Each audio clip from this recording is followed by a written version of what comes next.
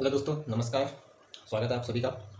As you know, we have started a video lecture series on civil engineering core subjects, and we have started from structural analysis, and we have recorded a very basic topic previously, and today I am continuing this lecture series from the very basic topic of structural analysis, that is indeterminacy. And जो indeterminacy topic है आपके सभी examination के लिए, from competition examination to university level examination, is very important. And आपको 2 से 4 number 2 to 4 marks का सारे एग्जामिनेशन में न्यूमेरिकल बेस्ड या फिर कॉन्सेप्चुअल बेस्ड इस टॉपिक से क्वेश्चन बिल्कुल पूछा जाएगा। गेट में, IAS में और SSC and other state level examination, university level examination में तो ये पूछा ही जाएगा। तो आज हम शुरू करेंगे this topic of structure analysis. Basically मैं इस टॉपिक को 2 लेक्चर में फिनिश करूंगा। जो आज का लेक्चर हमारा रहेगा वो रहेगा आपका स्टैटिक इंडिटरमिनेसी के ऊपर, तो अगला लेक्चर रहेगा वो रहेगा आपका काइनेटिक इंडिटरमिनेसी के ऊपर। तो शुरू करते हैं इसी बात से। तो हमारा जो इंडिटरमिनेसी होती है वो होती क्या चीज़ है, सबसे पहले तो ये जान लेते हैं। तो इंडिटरमिनेसी या फिर मैं डिटरमिनेसी की बात करूं तो जो वर्ड डिटरमिनेसी है इसका मतलब क्या है? इसका मतलब ये है कि ability to find something, ability to determine, ability to quantify something. तो in case of structure, what to find, what to determine. In case of structure any structure, suppose that I have a truss like this, suppose that I have a truss like this, I have a truss like this, and this truss is subjected some loading like this. Now this external loading will be transferred by these truss members to this support. Okay, so in this mechanism our truss member will subjected to some internal forces, some displacement may be some deformation may be in form of displacement and in form of rotation. So when our structure subjected to some external loading, due to this external loading our structural member will be subjected to some internal response. So in structural analysis what we do, we analysis or we determine these internal forces and the internal response of this structural element. Okay, तो अब हम करते हैं structural analysis. मैंने बताया कि आपको हमें क्या करना है, इस एक्सटर्नल लोडिंग के कारण जो भी हमारा इंटरनल रिस्पॉन्स जनरेट हो रहा है इस स्ट्रक्चर के एलिमेंट में, वो हम क्या करते हैं स्ट्रक्चर एनालिसिस में क्या करते हैं, फाइंड आउट करते हैं। तो वो कैसे फाइंड आउट करते हैं उसके वेरियस मेथड है, लेकिन आज हम उन्हें डिस्कस नहीं करेंगे। आज हम बस डिस्कस करने वाले हैं इनडिटरमिनेसी पे। तो मैं बात कर रहा था कि हमें क्या करना है, डिस्कस करना है, सॉरी हमें डिटरमाइन करना है, क्या चीज़ डिटरमाइन करनी है, इंटरनल रिस्पॉन्स और जो भी इसमें क्या होंगे डिफॉर्मेशन होंगे उन्हें हमें डिस्कस करना है, उन्हें हमें डिटरमाइन करना होता है। तो ये तो बात की क्या चीज़ डिटरमाइन करनी होती है। तो अब हम बात कर रहे थे इनडिटरमिनेसी की। तो इनडिटरमिनेसी मैंने बताया आपको 2 टाइप की होती है। तो इनडिटरमिनेसी होती है 2 टाइप की। First is static indeterminacy, right, static indeterminacy, and number 2 is kinematic indeterminacy, right, kinematic indeterminacy. तो मैंने आपको बता दिया हमें क्या चीज़ डिटरमाइन करनी है। एक तो हमें डिटरमाइन करने होते हैं इंटरनल फोर्सेज, जो भी इंटरनल रिस्पॉन्स है। नंबर 2 हमें क्या डिटरमाइन करना होता है, हमें डिस्प्लेसमेंट, या मैं बात करूँ कि जॉइंट डिस्प्लेसमेंट, कितना डिफॉर्मेशन हुआ, कितना रोटेशन हुआ, ये सब चीज़ें हमें क्या करनी होती है, डिटरमाइन करती है। अगर हम खाली इंटरनल फोर्सेज या फिर इंटरनल रिस्पॉन्सेज को, जो भी हमारे एक्सटर्नल फोर्स के कारण इंटरनल रिस्पॉन्स जो भी फोर्सेज जनरेट हो रहे हैं, सपोज फोर्स कहने का मतलब ये है कि एक्सटर्नल जो लोड लगेगा उसके कारण फोर्स, इंटरनल फोर्स जनरेट हो, वो फोर्स क्या क्या हो सकता है, मैंने आपको पहले बताया, एक्सियल फोर्स हो सकता है, शियर फोर्स हो सकता है और बेंडिंग मूवमेंट हो सकता है। समझ रहे नहीं? तो ये क्या है, इंटरनल रिस्पॉन्सेज है। तो अगर मैं फोर्सेज को कंसीडर करके इंडिटरमिनेसी कैलकुलेट कर रहा हूँ तो उस इंडिटरमिनेसी को हम क्या कहते हैं, स्टैटिक इंडिटरमिनेसी। अगर मैं फोर्सेज को कंसीडर ना करके जो भी ज्वाइंट डिस्प्लेसमेंट हो रहा है उस ज्वाइंट डिस्प्लेसमेंट को कंसीडर करके इंडिटरमिनेसी कैलकुलेट कर रहा हूँ, तो वो जो इंडिटरमिनेसी होती है उसे हम बोलते हैं काइनेमेटिक इंडिटरमिनेसी। तो आज हम बस बात करेंगे स्टैटिक इंडिटरमिनेसी की। काइनेमेटिक इंडिटरमिनेसी की हम बात करेंगे नेक्स्ट लेक्चर में। तो आज हम बात कर रहे हैं स्टैटिक इंडिटरमिनेसी की। स्टैटिक इंडिटरमिनेसी मैंने आपको बता दिया स्ट्रक्चर की स्टेबिलिटी से रिलेटेड होती है, और नंबर 2 ये रिलेटेड होती है जो भी उसमें फोर्सेज जनरेट हो रहा है उसको हम डिटरमाइन जो भी हमारा इक्विलिब्रियम इक्वेशन है उसकी हेल्प से डिटरमाइन कर पाएंगे या नहीं कर पाएंगे, उस पर डिपेंड करती है। तो स्टैटिक इंडिटरमिनेसी की हम बात करते हैं। तो स्टैटिक इंडिटरमिनेसी भी आपकी 2 टाइप की होती है, राइट। स्टैटिक इंडिटरमिनेसी के अंदर भी आपके दो पार्ट होते हैं। पहला होता है आपका external indeterminacy, external static indeterminacy, और दूसरी होती है आपकी इंटरनल स्टैटिक इंडिटरमिनेसी। 1 बाय 1 हम डिस्कस करते जाएंगे। Internal static indeterminacy, right, these are the 2 type of static indeterminacy, right. तो सबसे पहले हम बात करते हैं external static indeterminacy, right.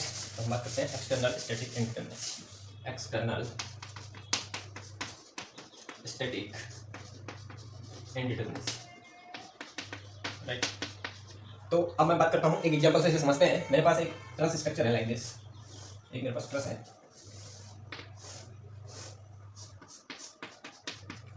Right, this is roller support,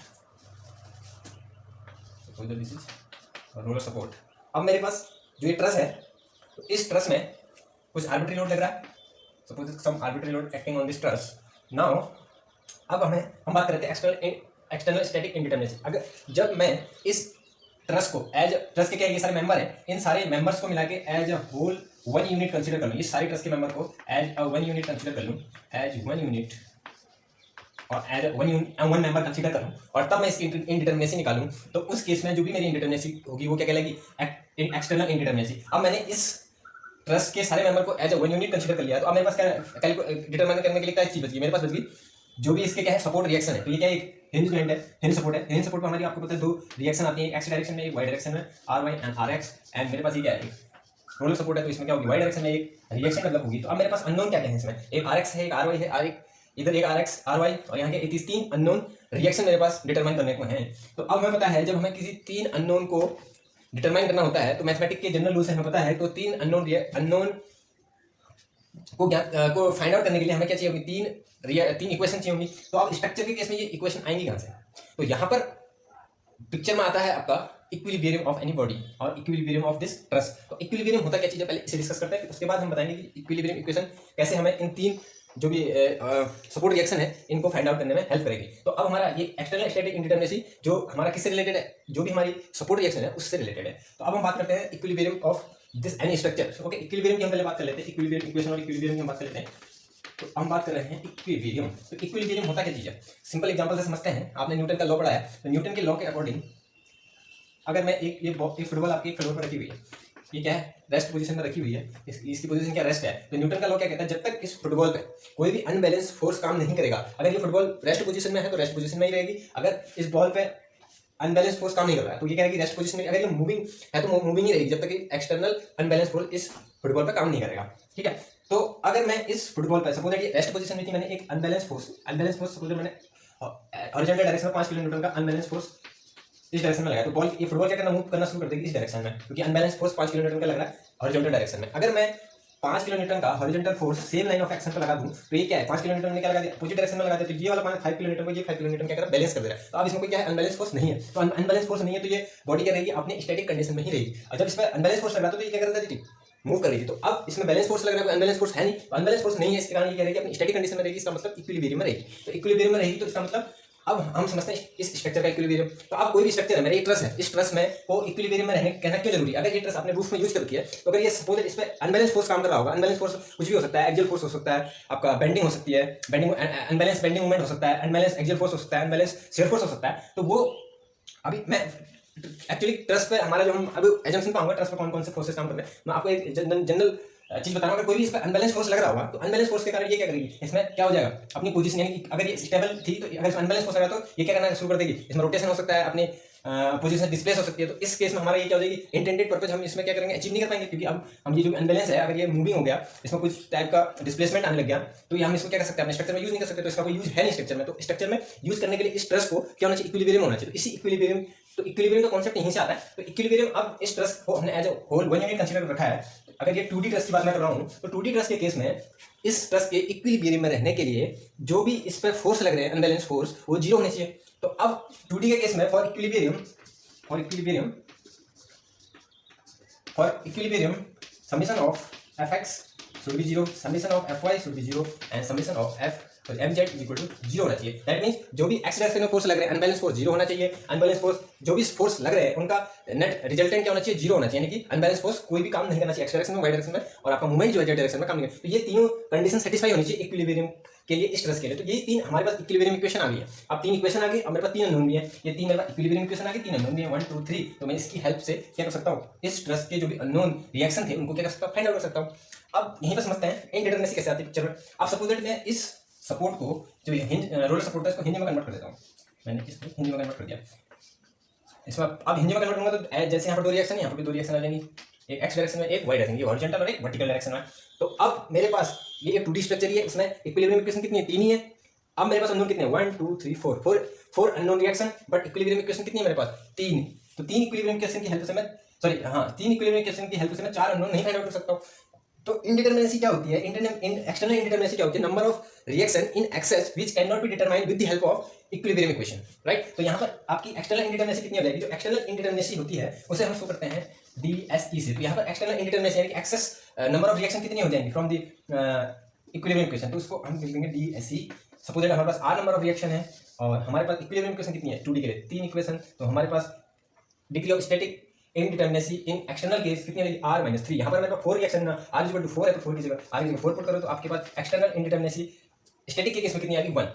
समझ रहे हो? तो ये तो बात होगी आपकी एक्सटर्नल स्टैटिक इंडिटरमिनेसी कैसे कैलकुलेट करेंगे हम इस केस में। अगर ये कौन सा केस था 2D का केस था, तो 2D के केस में हमारी कितनी होती है इक्विलिब्रियम इक्वेशन कितनी होती है 3, कौन कौन सी होती है fx fy mz, तीनों क्या होती है जीरो के summation of x summation of y summation of mz क्या होना चाहिए 0 के बराबर होना चाहिए इक्विलिब्रियम इक्वेशन को कंडीशन को सेटिस्फाई करने के लिए। अगर हम ये तो 2D का केस था, अगर मैं 3D का केस ले लूं तो 3D के केस में ये तीन कंडीशन तो होंगी 3 और हमारी आ जाएंगे सिग्मा f z = 0 होना चाहिए, समेशन ऑफ mx भी 0 होना चाहिए, समेशन ऑफ mf y भी 0 होना चाहिए, यानी कि movement in x direction movement in y direction और फोर्स इन z डायरेक्शन का समेशन क्या होना चाहिए 0 होना चाहिए। तो ये अब 3D के केस में कितनी आ गई 6 इक्विलिब्रियम इक्वेशन आ गई। समझ लो? तो अब आपका 3D के केस में आप degree of static indeterminacy external static indeterminacy कैसे निकालोगे R-6। तो ये जो हमने एक्सटर्नल स्टैटिक इंडिटरमिनेसी निकाली ये सभी टाइप के structure beam frames and number third truss तीनों के लिए आपका एप्लीकेबल होगा। स्टैटिक एक्सटर्नल स्टैटिक इंडिटरमिनेसी तीनों के केस में हम सेम तरीके से सेम प्रोसीजर से निकालेंगे। तो ये तो बात होगी आपकी एक्सटर्नल स्टैटिक इंडिटरमिनेसी निकालने की।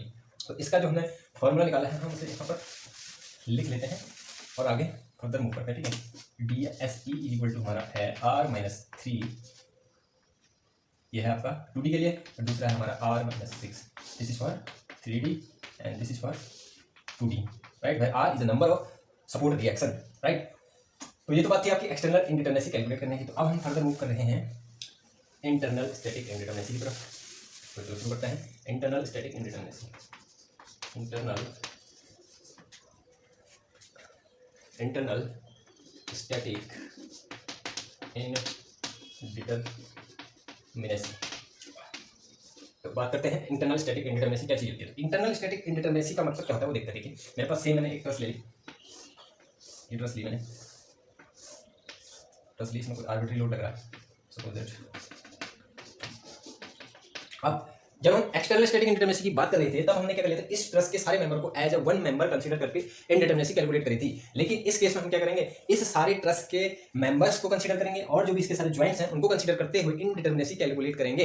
दैट मींस अब हमें क्या करना है, अब हमारे पास अननोन क्या क्या चीज होंगे। नंबर 1 इसके क्या होंगे, जो भी मेंबर है मेंबर में क्या होंगे इंटरनल रिएक्शन जनरेट यानी इंटरनल रिस्पांस जनरेट हो रहा होगा। तो इस एक्सटर्नल फोर्स के कारण जो भी इन मेंबर में इंटरनल रिस्पांस जनरेट हो रहा है उनको कंसीडर करेंगे, और जो भी इसके ज्वाइंट है उनको कंसीडर करते हुए अगर इंडिटरमिनेसी कैलकुलेट करेंगे तो वो इंडिटरमिनेसी क्या कहलाएगी, इंटरनल स्टैटिक इंडिटरमिनेसी कहलाएगी।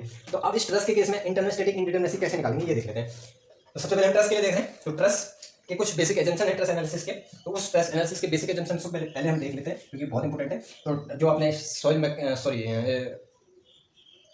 स्ट्रक्चरल मैकेनिक्स में आपने ये पढ़े होंगे सो में, तो अब हम इसको बात करते हैं कि इसके जो बेसिक एजम्पशन है वो क्या क्या है। तो पहला बेसिक एजम्पशन क्या होता है, जो भी ट्रस के मेंबर होंगे, ट्रस क्या होता है, ट्रस के मेंबर जो भी होंगे उनमें क्या आ रहा होगा, ओनली एक्सियल फोर्स आ रहा होगा, only axial force. Axial force मतलब या तो उसमें क्या हो रहा होगा, कंप्रेशन आ रहा होगा। एक्सियल फोर्स मतलब या तो कंप्रेशन इस तरीके से जनरेट हो रहा होगा, या फिर क्या आ रहा होगा, टेंशन जनरेट होगा। यानी कि ईच मेंबर में या तो axial force, only axial force generate होगा। एक्सियल फोर्स क्या हो सकता है, या तो कंप्रेशन फोर्स होता है या टेंशन फोर्स हो सकता है। तो हमारा जो भी ट्रस का मेंबर है उसमें only one axial force generate होगा, इसके अलावा कोई शियर फोर्स नहीं, बेंडिंग मोमेंट नहीं, ये इंटरनल रिस्पांस नहीं। इसके इंटरनल रिस्पांस क्या होंगे, खाली एक्सियल फोर्स होगा। तो ये तो बात होगी पहला एजम्पशन। नंबर 2 एजम्पशन हमारा क्या होता है, ट्रस के जो भी ज्वाइंट हैं, ये सारे ट्रस के ज्वाइंट हैं, ये क्या है, पिंड ज्वाइंट होते हैं। पिंड ज्वाइंट एज्यूम करके चलते हैं, ठीक है। नंबर 3 एजम्पशन होता है ट्रस में जो भी लोडिंग लग रही होगी वो कहाँ पर लग रही होगी, उसकी ज्वाइंट्स पे लग रही होगी। समझ रहे हो, ये 3 बेसिक एजम्पशन थे ट्रस एनालिसिस के, ये आपके इस इंटरनल स्टैटिक इंडिटरमिनेसी को कैलकुलेट करने के काम आएंगे। तो अब हम इंटरनल स्टैटिक इंडिटरमिनेसी में हमें सारे ज्वाइंट को कंसीडर करना है। तो ज्वाइंट को कंसीडर करना है तो अगर ईच ज्वाइंट को इक्विलिब्रियम में रहना है, स्टैटिक कंडीशन में रहना है, तो इन्हें क्या करना होगा, इसके जो जितने भी ज्वाइंट हैं उनको क्या करना होगा, इक्विलिब्रियम में रहना है, इक्विलिब्रियम की कंडीशन को सेटिस्फाई करना होगा। तो आपको पता है कि जो ट्रस के ज्वाइंट होते हैं पिंड ज्वाइंट होते हैं, पिंड ज्वाइंट होते हैं, इसका मतलब वो क्या करेंगे, मूवमेंट क्या होगा, वहां पर 0 होगा। वो मूवमेंट यहाँ पर अगर मैं मूवमेंट के लिए अगर यहाँ पर क्या होगी, रिएक्शन जनरेट नहीं हो पाएगी, या इंटरनल रिस्पांस मूवमेंट के फॉर्म में यहाँ पर जनरेट नहीं हो पाएगा। तो जो ट्रस के ज्वाइंट हैं, तो ट्रस के ज्वाइंट इक्विलिब्रियम इक्वेशन में होने के लिए हमारे पास 2 कंडीशन सेटिस्फाई होनी चाहिए 2D के केस में, दैट इज सिग्मा fx = 0 होना चाहिए, सिग्मा fy = 0 होना चाहिए ट्रस के ईच ज्वाइंट को इक्विलिब्रियम कंडीशन को सेटिस्फाई करने के लिए। यानी कि ईच ज्वाइंट पे मेरे पास कितनी इक्विलिब्रियम इक्वेशन अवेलेबल है, 2, सिग्मा fx = 0, सिग्मा fy = 0। तो ये तो बात होगी ट्रस के ज्वाइंट की। अब हमारे पास अननोन कितने हैं, नंबर ऑफ अननोन कितने हैं, अब हम बात कर लेते हैं नंबर ऑफ अननोन की बात कर लेते हैं ट्रस के केस में। इसको ध्यान से सुनना, अभी मैंने बताया आपको ट्रस के ईच मेंबर में only one axial force generate हो रहा होगा। तो अब मेरे पास अननोन कितने हैं, मेरे पास इसमें m नंबर ऑफ मेंबर हैं तो एक मेंबर में वन अननोन है तो m नंबर ऑफ मेंबर में कितने अननोन हो जाएंगे, m number of unknown internal forces हो जाएंगे मेरे पास। तो अब हम बात करते हैं इंडिटरमिनेसी कैलकुलेट कैसे करेंगे, इंटरनल वाली इंटरनल स्टैटिक इंडिटरमिनेसी। मेरे पास suppose that number of joint j है, नंबर ऑफ मेंबर कितने मेरे पास m है, राइट। तो आपके पास नंबर ऑफ इक्विलिब्रियम इक्वेशन कितनी हो जाएंगी, यहाँ पर मैं बात कर रहा हूँ 2D तरह की, ठीक है। नंबर ऑफ इक्विलिब्रियम इक्वेशन कितनी हो जाएंगी, 2j के बराबर हो जाएंगी। और नंबर ऑफ अननोन कितने हो जाएंगे आपके पास, m के बराबर हो जाएंगे, simple.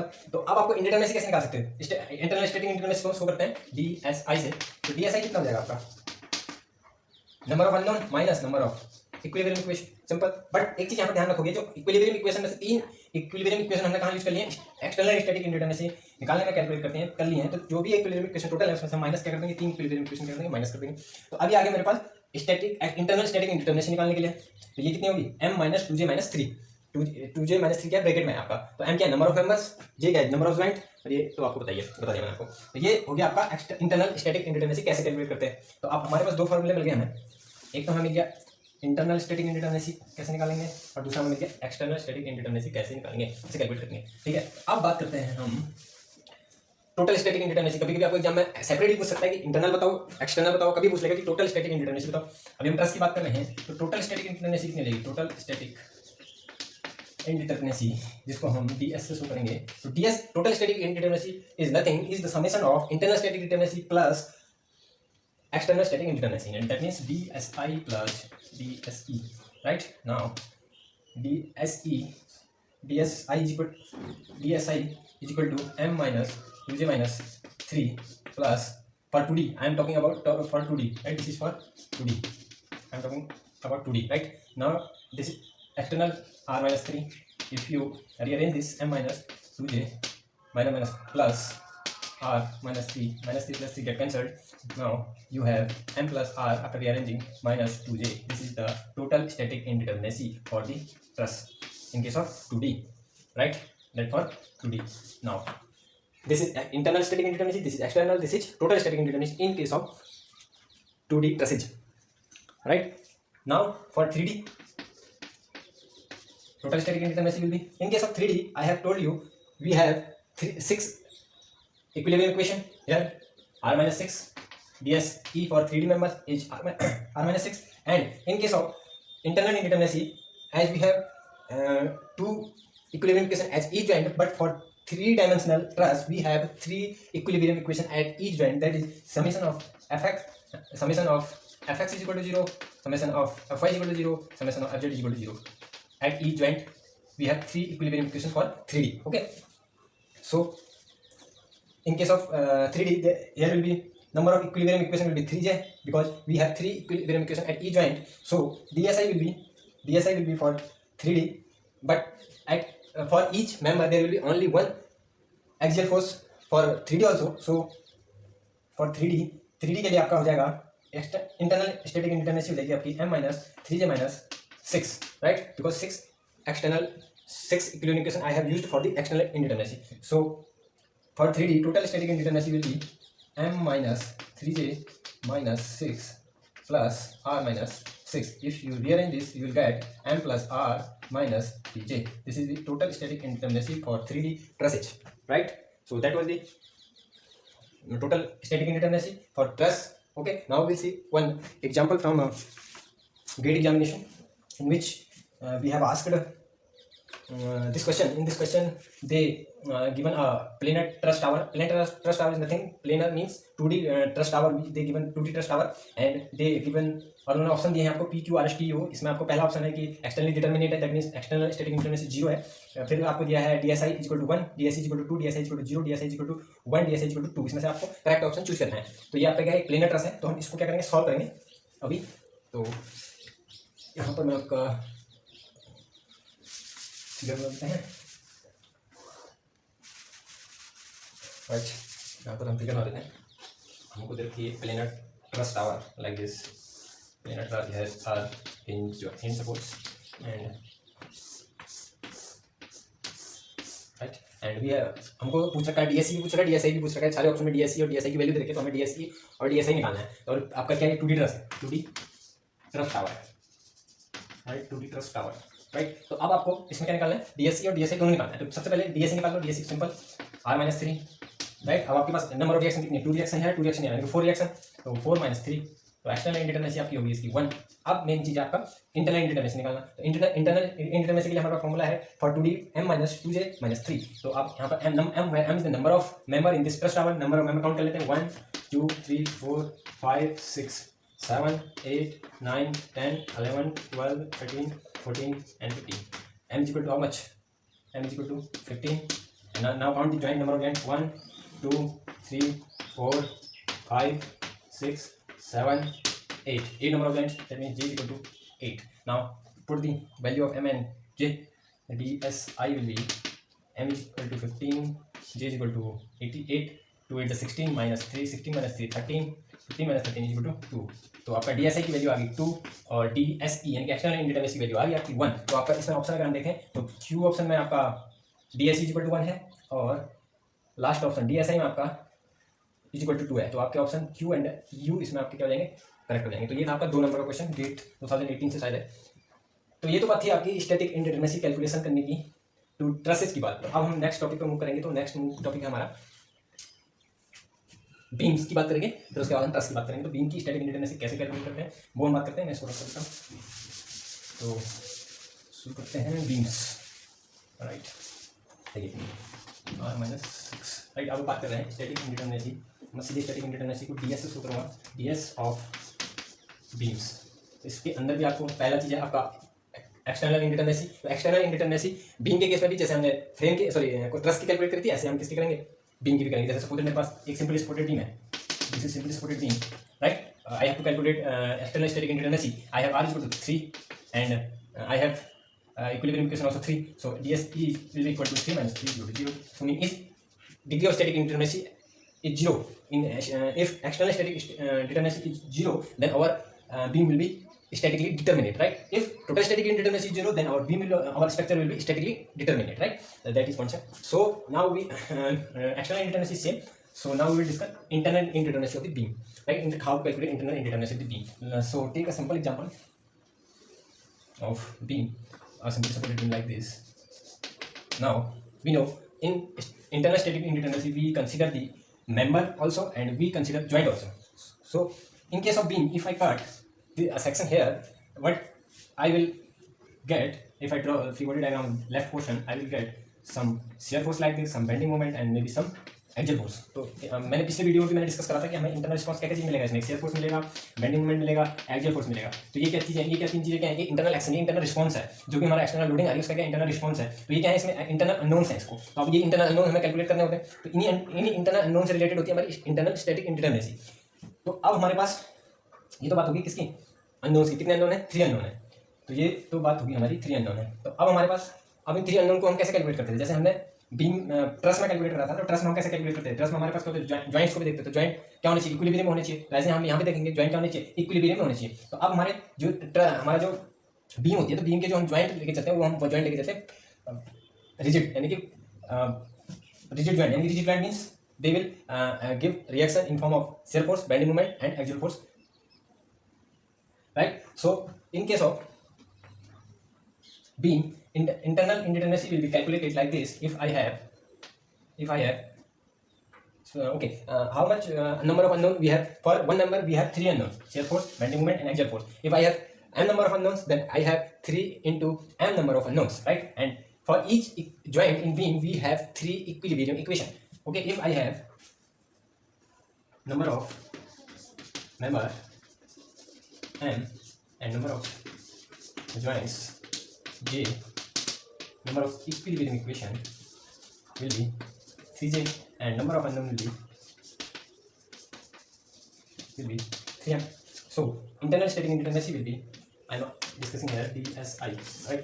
Internal static indeterminacy will be 3m minus 3j minus 3, because 3 equilibrium equation I have used for external indeterminacy, right? So this is the formula of internal indeterminacy of the beam. If I have to calculate now if I have to derive the total static indeterminacy formula, then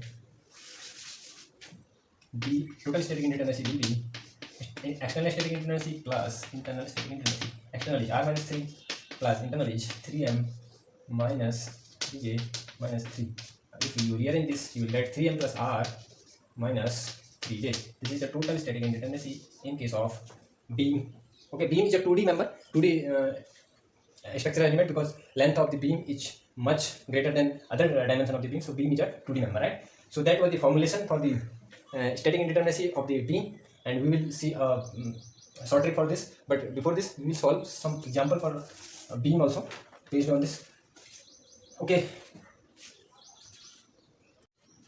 तो हम बात कर रहे थे degree of static indeterminacy of the beam. तो हमने उसमें देखा था कि जो एक्सटर्नल इंडिटरमिनेसी होती है वो निकलती है आपकी dr-3 से, एंड इंटरनल इंडिटरमिनेसी जो निकलेगी वो होगी m-3j-3 से। लेकिन अब इसमें एक और पॉइंट आपका, एक और टॉपिक, एक और फैक्ट और इंक्लूड होता है, that is concept of internal hinge. तो बीम में आपको कभी कभी इंटरनल हिंज भी चलेगा। तो पहले हम इंटरनल हिंज के बारे में थोड़ा डिस्कस कर लेते हैं। तो इंटरनल हिंज क्या होती क्या चीज़ है? इंटरनल हिंज एक ऐसा मैकेनिज्म होता है जो कनेक्टेड पार्ट के बीच में रोटेशन को क्या करता है, आपका परमिट करता है। रोटेशन को प्रोवाइड करने के लिए हम ऐसा मैकेनिज्म प्रोवाइड करते हैं जिससे हमारा जो कनेक्टेड पार्ट होते हैं उनके बीच में क्या होता है, रोटेशन होना स्टार्ट हो जाता है। जैसे सपोज मेरे पास क्या मेरे पास एक बीम है, तो मेरे पास सॉलिड स्टील बीम थी, ये मेरी सॉलिड स्टील बीम है। तो इसमें मैं क्या करूँगा, इसमें मैं करूँगा क्या, यहाँ पर मुझे सपोज रोटेशन प्रोवाइड करना है। तो रोटेशन प्रोवाइड करने के लिए हम क्या करते हैं, इसमें एक इंटरनल हिंज प्रोवाइड कर देते हैं। मैं यहाँ पर कॉन्सेप्ट जिसको डिस्कस कर रहा हूँ, दैट इज इंटरनल हिंज।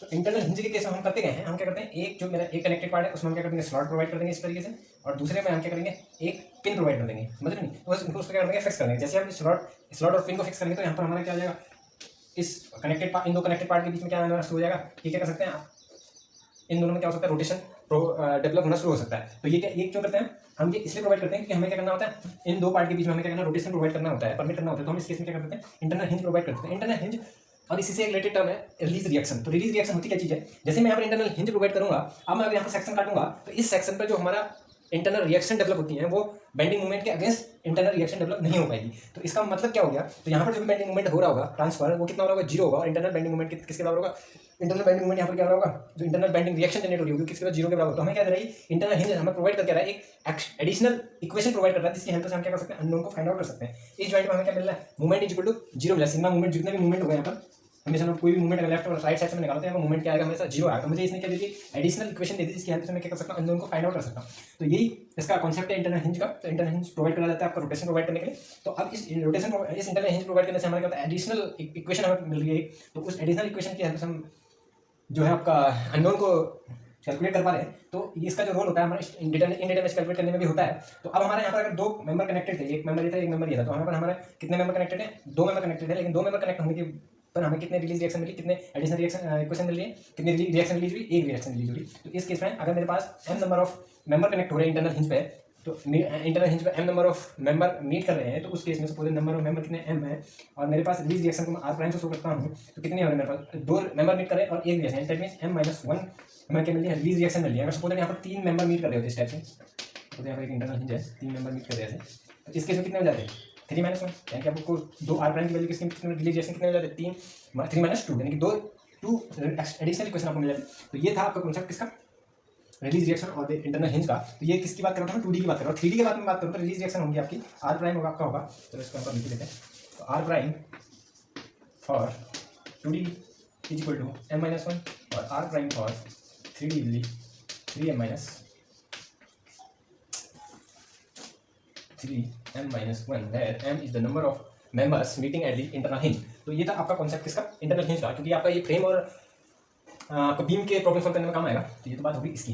तो अब इस इंटरनल हिंज का भी कॉन्सेप्ट इसमें इंट्रोड्यूस करना है। तो एक्सटर्नल इंडिटरमिनेसी तो इफेक्ट नहीं करेगा, लेकिन इंटरनल को जरूर करेगा। तो इंटरनल के केस में हमने स्टैटिक इंडिटरमिनेसी कैसे निकाली थी, m-3j-3 से। तो ये 3j-3 क्या थी मेरी, ये टोटल क्या है, इक्विलिब्रियम इक्वेशन अवेलेबल है ना। तो 3j कहाँ पर थी, j नंबर ऑफ पॉइंट पे -3 क्यों करा, क्योंकि हमने 3 रिएक्शन यहाँ पर यूज कर ली है, 3 इक्वेशन यहाँ पर यूज कर ली है। तो अब मेरे पास टोटल इक्विलिब्रियम इक्वेशन कितनी अवेलेबल इक्वेशन होगी जिनकी हेल्प से मैं कर सकता हूँ, r प्राइम अवेलेबल नहीं है, r प्राइम एडिशनल इक्वेशन मेरे पास अवेलेबल है। तो अब मेरा DSI कितना हो जाएगा, DSI आपका हो जाएगा m-3j-3 प्लस r प्राइम, क्योंकि प्लस क्योंकि ये एडिशनल इक्विलिब्रियम इक्वेशन मुझे दे रहा है। तो ये तो बात होगी किसकी, DSI, जब मैं इंटरनल हिंज को भी क्या कर ले रहा हूँ, इसमें इंक्लूड कर ले रहा हूँ। तो अब इसके लिए हम टोटल स्टैटिक इंडिटरमिनेसी कैसे निकालेंगे, टोटल स्टैटिक इंडिटरमिनेसी होती है आपकी DSI प्लस DSI। तो r-3 plus this minus 3j minus 3 plus r. If we rearrange this, we will get m r plus m minus 3j minus 3 plus 3 will be can get cancelled, and we have minus r prime. Okay, if I m plus r, if I take minus common 3j plus r, this is the total static indeterminacy in case of beam, right? So let's take a simple example based on this problem, this conceptual method. So let's take first example. Our example is like this. This is the internal hinge, and all right, now at first calculate DSE. DSE will be r minus 3 r is number of reaction 3 plus 2 5, then 5 minus 3 is equal to 2. Now we have to calculate DSI.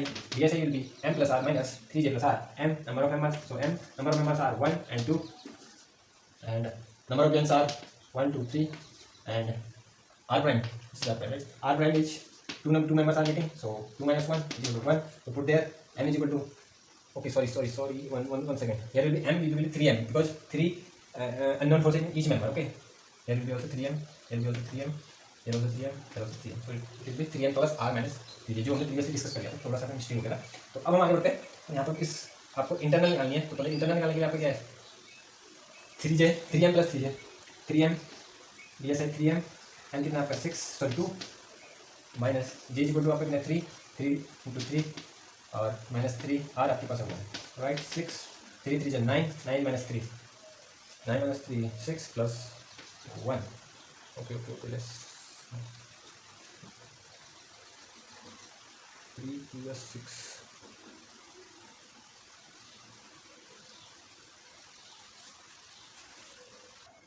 तो आपका ये हो जाएगा 3 to the 6, it will be sorry minus 3 3 9 minus 3 plus 1 7. This is coming minus 1. So degree of static indeterminacy is coming in negative. That means we have more equation than unknowns. In this case, our structure will be called internally unstable, right? So that is the internal static indeterminacy of this beam. Okay, now calculate. Now we have to calculate total static indeterminacy of this beam. Total static indeterminacy is this formula. ds will be 3m plus r minus 3j plus r prime. M is number of member are 2 into 3, r number of support reaction 5, number of joint are 3, and r prime is 1. 2 3 are 6 5 11, 3 3 are 9 plus 1 10, right? This is 1. That is, so this beam have 1 degree of static indeterminacy, or the total indeterminacy of this beam is 1. Okay, if you calculate from this DSI, ds is equal to DSI plus DSE, you will get also we have external static indeterminacy 1 and minus 1, this is 1. So that is the conceptual formula for this static indeterminacy calculation. But we have one short method also for calculation of static indeterminacy of the beam, total static indeterminacy of the beam. So let's discuss the short trick for this calculation of this beam. Okay, so let's see how to calculate in short method, which will beneficial in the competition examination. So let's take step by step how to determine.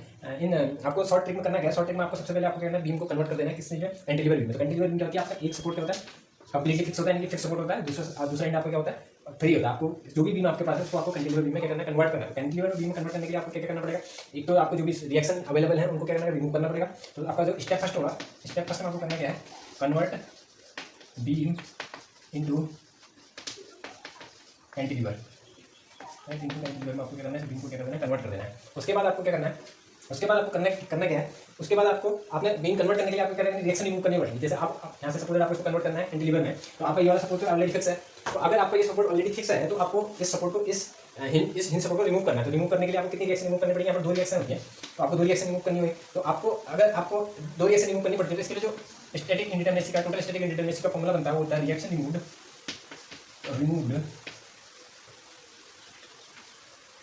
Removed minus constant added plus R prime is nothing same as release reaction, right. So आपको यहाँ पर आपने क्या करना है, number of reaction remove. आपने इस वाले प्रॉब्लम में आपने कितने रिएक्शन रिमूव करिए, 2 रिएक्शन रिमूव करिए. अब आपकी बात आ रही है कंस्टेंट ऐड है. तो कंस्टेंट कहाँ ऐड करोगे, कंस्टेंट ऐड करने होते हैं जब हमें कैंटिलीवर में आपको क्या करना है, एक सपोर्ट कंप्लीटली फिक्स बनाना है। अगर यहाँ पर तो आपको ऑलरेडी मिल गया कंप्लीटली फिक्स, अगर सपोज ये कंप्लीटली फिक्स ना होता है, ऐसे होता यहाँ पर हिंज सपोर्ट होता तो आपको इसको कंप्लीटली फिक्स करने के लिए कंस्टेंट लगाना होता ताकि आपका क्या हो जाए, हिंज सपोर्ट किसमें कन्वर्ट हो जाए, इसमें कन्वर्ट हो जाए। तो इसमें कन्वर्ट करने के लिए आपको क्या लगाना होता है, एक कंस्टेंट ऐड करना है, क्योंकि दो रिएक्शन तो ऑलरेडी यहाँ पर हमको मिल जाएंगे, लेकिन एक रिएक्शन नहीं मिली, तो उसको फिक्स, उस रिएक्शन को लाने के लिए हमें कंस्टेंट ऐड करना पड़ेगा। तो इस केस में हमने कोई कंस्टेंट ऐड नहीं करा है, कंस्टेंट ऐड करने वाले देखेंगे। तो इसमें कंस्टेंट ऐड करा है हमने 0, राइट, एंड सॉरी ये होगा आपका minus R prime, right, okay. तो आर प्राइम आपका कितने यहाँ पर रिएक्शन कितनी है आपके पास, सॉरी रिलीज रिएक्शन कितनी है, 2 मेंबर मेक कर रहे हैं तो रिलीज रिएक्शन कितनी जाएगी, 2 - 1, ये हो जाएगा 1, ये आपका आ गया 1। तो यार कितनी है, क्या आ गई, डिग्री ऑफ स्टैटिक इंडिटरमिनेसी आ गई, समझ रहे नहीं, तो ऐसे आपका निकलेगा। तो अब आप यहाँ पर से आप अगर शॉर्ट ट्रिक्स आपको टोटल स्टैटिक इंडिटरमिनेसी पूछेंगे तो सीधे निकाल सकते हो। अब आपको पूछेगी एक्सटर्नल, तो एक्सटर्नल तो आप सीधे निकाल सकते हो, 3 to 5, 5 - 3 हो जाएगी आपकी एक्सटर्नल इंडिटरमिनेसी, 5 - 3 2। अब आपको निकालनी इंटरनल, तो आपको पता है ds इक्वल टू क्या होता है, ds e प्लस dsi होता है ना, तो ds आपको पता है कितना 1, ds आपको पता है 2, और dsi आपको निकालनी है, तो इधर जाएगा तो ds ये आपकी देंगे -1, जो हमने प्रीवियसली निकाली थी। ये आपकी शॉर्ट ट्रिक है इसकी। तो शॉर्ट ट्रिक आपकी सही है इसकी, शॉर्ट ट्रिक लगा के आप कॉम्पिटिशन एग्जाम में कर सकते हैं, लेकिन आपको यूनिवर्सिटी लेवल एग्जामिनेशन में आपको कॉन्सेप्चुअल तरीके से ही करना होगा। तो हम एक क्वेश्चन और लेते हैं इसमें, जिससे आपका क्लियर हो जाएगा, ठीक है। तो अब हम ले लेते हैं एक क्वेश्चन और, तो क्वेश्चन है हमारा इस तरीके से,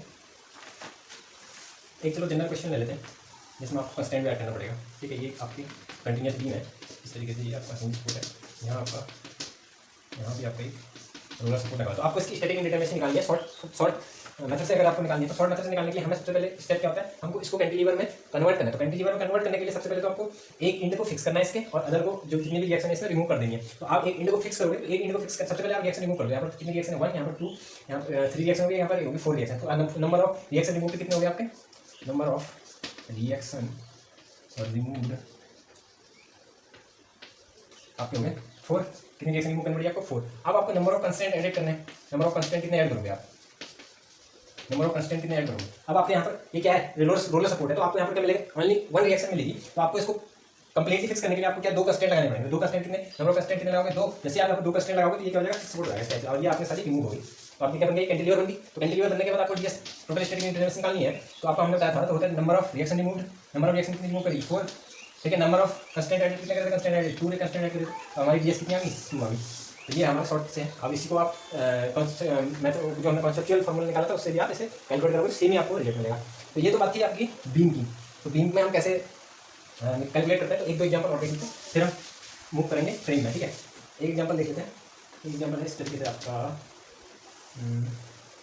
यहाँ पर आपकी एक सपोर्ट है और एक सपोर्ट यहाँ पर है, ये आपका फ्री है। तो आपको क्या निकालना है, इसका डिग्री ऑफ स्टैटिक इंडिटरमिनेसी निकालनी है। तो सबसे पहले आप इसको किससे निकाल सकते हैं, शॉर्ट ट्रिक से तो आप बहुत इजी निकाल सकते हैं। एक इसका ऑलरेडी फिक्स है, एक ऑलरेडी फिक्स है, ये ऑलरेडी फिक्स है। तो आपको इसको कंस्टेंट तो ऐड करनी है, रिएक्शन रिमूव करने के लिए रिएक्शन रिमूव करोगे 2 to 4, 2 to 4 रिएक्शन रिमूव करोगे, और ds equal to 4 constant added 0, तो इसकी डिग्री ऑफ स्टैटिक इंडिटरमिनेसी कितनी आ गई, 4 आ गई। तो अब इसको आप फॉर्मूले से भी कैलकुलेट कर सकते हो। तो फॉर्मूला हमारे पास ds का क्या होता है, इसमें कोई हमारा इंटरनल हिंज नहीं है।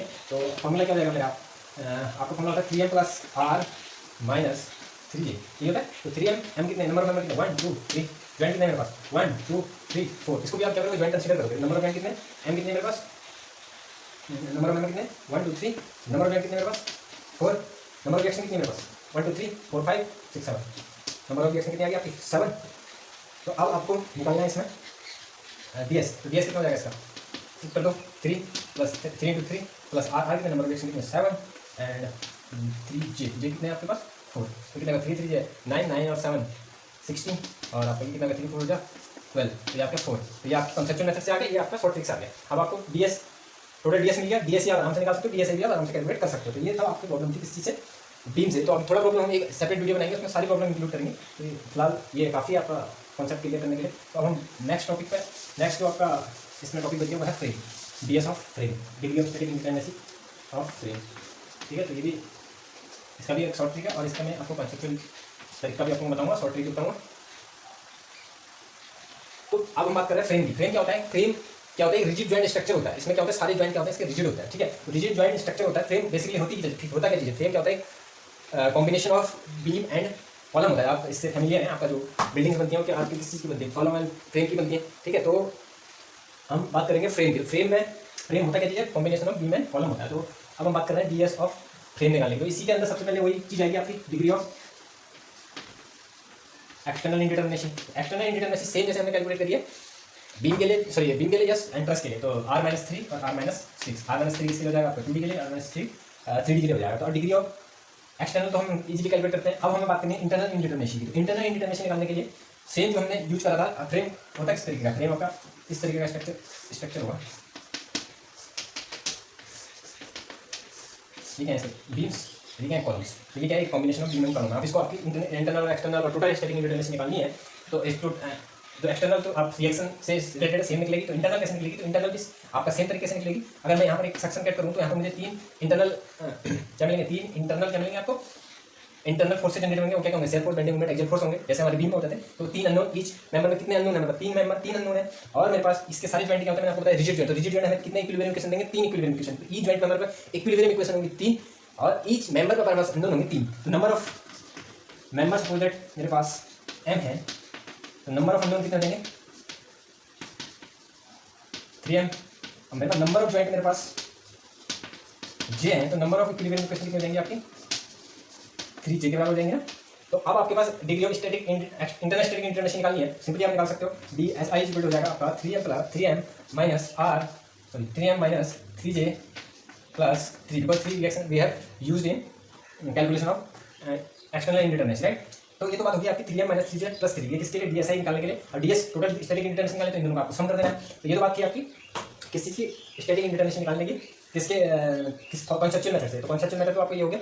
अब हम एक बात इसमें, अगर आपका सपोज आपको फ्रेम और बड़ा दे दिया, और बड़ा दे दिया, इतना बड़ा दे दिया आपको, तो आप इसके मेंबर आप क्या कर सकते हो, काउंट करने में आपको और टाइम लगेगा, हो सकता है आपसे गलती हो जाए काउंट करने में, ज्वाइन काउंट करने में, समझ में नहीं। तो इसको टैकल करने के लिए एक इसी कॉन्सेप्चुअल मेथड पे एक शॉर्ट ट्रिक भी है। तो उस शॉर्ट ट्रिक को भी मैं आपको बताते हुए चलता हूँ। तो उसके बाद इसमें एक प्रॉब्लम सॉल्व कर लेंगे इसी प्रॉब्लम को, तो आपका क्लियर हो जाएगा। तो ये आपका जो कॉन्सेप्चुअल तरीका था, अब आपको हम बताते हैं इसका एक कॉन्सेप्चुअल तरीके से। इसमें इंटरनल हिंज का भी रोल आएगा। इंटरनल हिंज सेम जैसे हमने बीम के लिए इंटरनल हिंज को कंसीडर करा था, सेम ऐसे यहाँ पे कंसीडर करेंगे। जैसे मैंने अभी आपको बताया, DSI कितनी आएगी इसकी, DSI होगी आपकी इसकी 3m माइनस 3j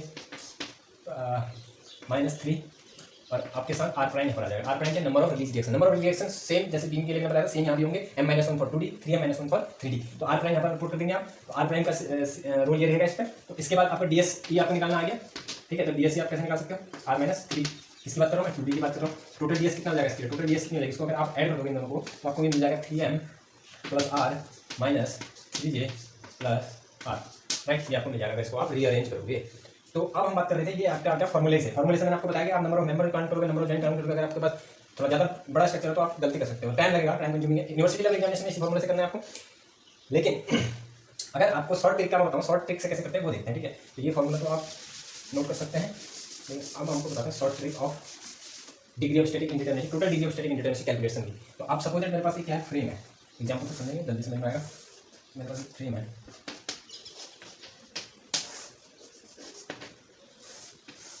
राइट। तो अब इसको हम बोलते हैं ओपन ट्री। ये जो आपका मेथड होता है, ये होता है open tree method. Open tree method में हमारा करना क्या है, जो भी मेरे पास बीम है, सॉरी फ्रेम है, इस फ्रेम को मैंने क्या करना है, इसमें ऐसे कट करने, कट लगाने, कट करना है, नंबर ऑफ कट्स प्रोवाइड करने हैं, जिससे हमारा क्या बन जाए, ये बीम एक open tree structure. Open tree क्या होती है, ओपन ट्री का मतलब ट्री में क्या होती है, आपकी रूट होती है, रूट के बाद स्टेम होती है, स्टेम के बाद ब्रांचेज होती है। तो ब्रांचेज क्या होती है, ब्रांचेज लूपिंग नहीं करती, कभी जो ट्री होता है उसकी ब्रांच ऐसे लूप नहीं बनाती, मतलब स्टार्टिंग और एंड पॉइंट उनका मेक नहीं करता, लूपिंग नहीं होती है। तो इसमें हमें ध्यान रखना है, इसको ओपन ट्री स्ट्रक्चर बनाने के लिए हमें ऐसे कट्स प्रोवाइड करने की लूपिंग ना हो। तो इसको ओपन ट्री स्ट्रक्चर बनाने के लिए मैं क्या कर सकता हूँ, कट प्रोवाइड करता हूँ। सपोज अब मेरे को इसको ओपन ट्री स्ट्रक्चर बनाना है, तो कट कैसे प्रोवाइड करूँगा, मैंने एक कट यहाँ कर दिया, एक कट यहाँ कर दिया, एक कट यहाँ कर दिया, एक कट यहाँ कर दिया, एक cut, one cut, one cut, one cut, okay. अब ये क्या बन गया, देखो, एक बीच ये इसकी क्या होगी, रूट, ये इसका क्या हो गया, ब्रांच, ब्रांच, ब्रांच। अगर आप इधर इस लेफ्ट और इस लेफ्ट को, इस राइट और इस लेफ्ट पोर्शन को आप हाइड कर दो, तो आपको क्या मिलेगा, एक ट्री जिसमें ब्रांचेज और रूट होगी, कहीं ओवरलैपिंग नहीं होगी। ऐसे ये वाला, ऐसे ये वाला, ये आपको क्या मिलेगा, ओपन ट्री मिल रहा है। तो इसे बोलते हैं ओपन ट्री। कौन सा, तो ये आपका ओपन ट्री कैसे बनाती है, मैंने आपको बता दिया। तो अब इसका इससे डिग्री ऑफ स्टैटिक इंडिटरमिनेशन निकालते कैसे वो देखते हैं, ठीक है। तो डीएस निकालने के लिए ओपन ट्री स्ट्रक्चर से आपको करना क्या होगा, अगर आपने सपोज नंबर ऑफ कट कितने लगाए, डीएस इक्वल टू होगा आपका, आपने सपोज नंबर ऑफ कट्स आपने प्रोवाइड करें, आपको नंबर ऑफ कट्स काउंट करने सपोज आपने सी कट्स प्रोवाइड करें, राइट। और आपने सपोज इसमें ओके नंबर ऑफ कट्स आपने कितने प्रोवाइड करें, सी प्रोवाइड करें। एंड इसमें सपोज आपको क्या है, इसमें आपके क्या होंगे, सपोज यहाँ पर क्या है, ये 3 आपके क्या है, इंटरनल हिंज भी प्रोवाइड कर रखे हैं आपने, इंटरनल हिंज है। और उसके साथ साथ आपके क्या है, अब आप नंबर ऑफ कट ऑप्शन कितने प्रोवाइड करें, सी। अब आपको इसके जो भी सपोर्ट है, एक चीज ध्यान रखनी है, इसके सारे सपोर्ट क्या होने चाहिए, फिक्स्ड होने चाहिए, कंप्लीटली फिक्स्ड होने चाहिए। पार्शली फिक्स्ड, ये पार्शली फिक्स्ड है, इसको क्या करना है आपको, कंप्लीटली फिक्स्ड, दो तो कंप्लीटली फिक्स है, इसको आपको क्या करना है, पार्शली फिक्स करना है। पार्शली फिक्स करने के लिए कंस्ट्रेंट लगाना पड़ेगा। यहाँ पर कितने ऑलरेडी 2 रिएक्शन तो है, तो एक कंस्ट्रेंट ऐड करना पड़ेगा, जिससे क्या होगा, ये फिक्स हो जाएगा। तो आपको यहाँ पर नंबर ऑफ कंस्ट्रेंट भी चेक करना, कितने नंबर ऑफ कंस्ट्रेंट लगा रखे आपने, राइट, नंबर ऑफ कंस्ट्रेंट और number of release reaction, number of release reaction. Suppose आपने कितने number of D x provide किया आर प्राइम। तो अब आपको डी एस कैसे निकालोगे, डी एस का फॉर्मूला होता है आपका, मैं 2D की बात कर रहा हूँ, for 2D that will be 3C minus number of constant minus R prime. समझ रहे? तो ये क्या हो गया आपका 3C minus number of constants minus R prime. Okay, तो ये हो गया आपका डिग्री ऑफ स्टैटिक इंडिटरमिनेसी निकालने का। तो ये है आपका 3C minus number of constant added minus R prime, right. तो अब आपको करना क्या है, आपको इस क्वेश्चन को इस जो हमारे पास प्रॉब्लम है सॉल्व करते हैं, ठीक है। प्रॉब्लम सॉल्व करने के लिए सबसे पहले नंबर ऑफ कट काउंट कर लीजिए। नंबर ऑफ कट है हमारे पास 1 2 3 4 5 6 7 8 कट्स प्रोवाइड करें हमने। Number of constant